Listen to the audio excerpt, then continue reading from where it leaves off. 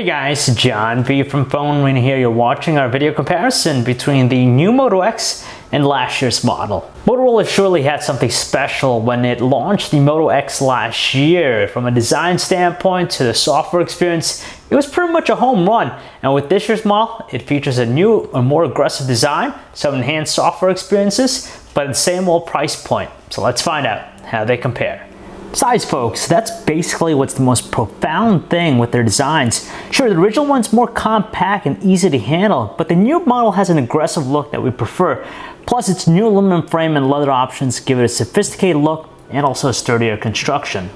Yeah, they still use AMOLED technology with their screens, but the new Moto X is more favorable due to its flagship S 5.2-inch 1080p AMOLED display versus the smaller 4.7-inch 720p screen of its predecessor. Now, from a normal distance, it's really tough to say which of them has more detail, but it's really obvious when we look at them very closely.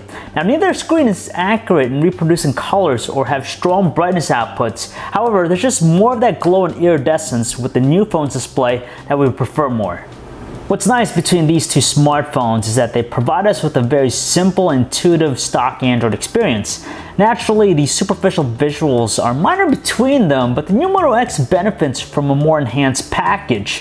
For example, we can personalize the launch phrase from Moto Voice. Plus, we have support for certain third-party applications. Even its Moto Display and Moto Actions features have been expanded over its predecessor. All in all, the stock Android's nice, but there's no kidding that the new Moto X is treated to the better experience. Of course, the new Moto X is packing a contemporary chipset, a 2.5 GHz Qualcomm Snapdragon 801 processor with 2 GB of RAM. Not surprisingly though, many people prefer it over the quad-core 1.7 GHz Qualcomm Snapdragon S4 Pro processor with 2 GB of RAM in last year's unit. Now, while they both offer the same responsive performances with basic operations, games run better on the new Moto X. The camera apps might be identical, but the hardware gear and tow are different.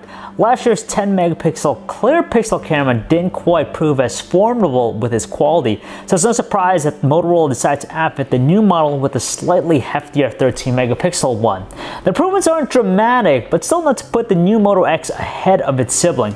For starters, there's a smidgen more detail with its results, while its warmer color reproduction gives it a livelier and vibrant quality, in contrast to the subdued and lukewarm look with the older model. Likewise, the same subtle advantage in overall quality with the new Moto X is also seen in its video recording quality. Now, to be fair, last year's model still records some spiffy looking 1080p videos, but the newer one has less artifacting elements and just a teeny tiny more details. Outdoing itself, Motorola has incorporated 4 microphones into the new Moto X, which as a result delivers an astounding call quality experience. Previously, last year's model disappointed us with its distorted voices through the earpiece, so it didn't necessarily wuss with its quality this time around. These two Moto X smartphones were never really long-lasting with their batteries. Instead, they provide us with nothing more than average results. Now, checking out our battery benchmark test reveals that the 2013 Moto X inches past its successor. Sure, it's a strange occurrence, but considering that the new one houses a larger screen, it kind of makes sense.